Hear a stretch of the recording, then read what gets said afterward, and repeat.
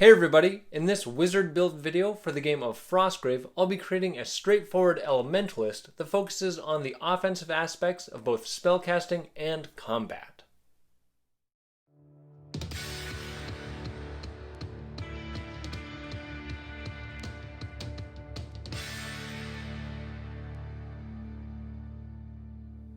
Hey everybody, I'm Alan with Bricks and Blocks Gaming.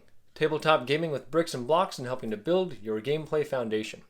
In this video, I'll show you my Elementalist spell list, discuss their main spells and strategies, discuss how their other spells fit in, recommend some soldiers to hire for this wizard, and give my thoughts about using this build in a game.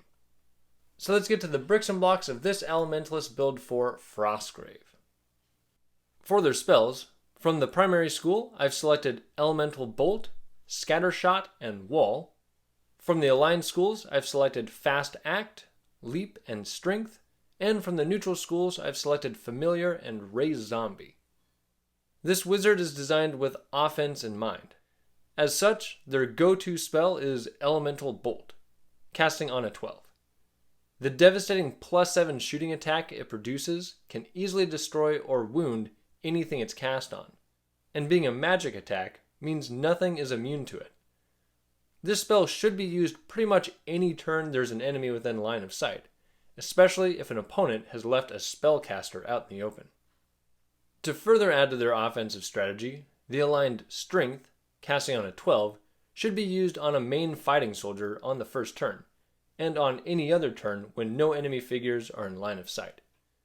Boosting a Barbarian or Templar to +6 fight, or even a simple infantryman boosted to +5, can be absolutely brutal with the +2 damage these soldiers already deal.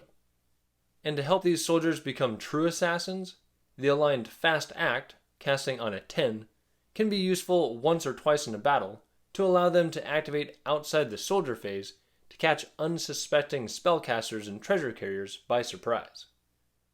While Elemental Bolt will do a great job against single targets, area effect damage is always nice to have. And while a lot of players select Elemental Ball to fill this role, I'm personally not a big fan of that spell.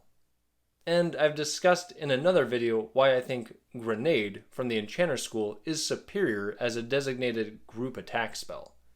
But since this wizard already selected Strength from that school, this Elementalist knows Scattershot, which casts on a 12. This spell probably doesn't get selected for a lot of wizards because it creates a +0 magical shooting attack, but since it hits all enemy figures within 12 inches in line of sight, it can be used as a last resort if a spellcaster is getting surrounded. But even though the best defense in Frostgrave is usually a good offense, sometimes things just don't go as planned. So if the boosted soldiers start dying off and the warband starts getting overrun, Wall, casting on a 10, is great for plugging up alleyways and creating choke points to slow the enemies. And the aligned Leap, also casting on a 10, can be used to help the warband members retreat. Just remember that anyone carrying precious treasure tokens are only left 5 inches instead of 10. So the decision to cut their losses and run should be made before the situation is too dire. For out-of-game spells, while Animal Companion would work great to create some nice targets for the Strength spell, this wizard wants to just focus on flinging lightning bolts, so they've selected the neutral Familiar.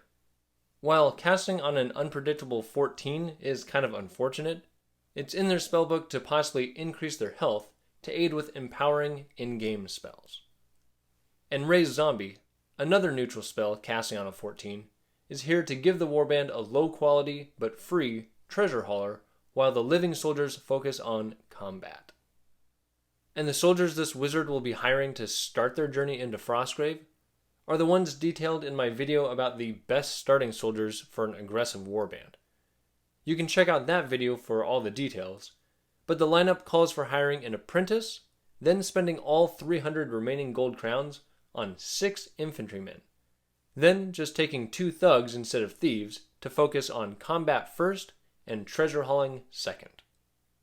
And to add to the fast and aggressive theme during a campaign, as funds allow, all 4 specialist slots should be filled with barbarians, and the infantrymen should still be selected to fill the other 4 slots. And leveling up should be focused on improving the casting numbers for Elemental Bolt and Strength, while probably never bothering with improving any other spells.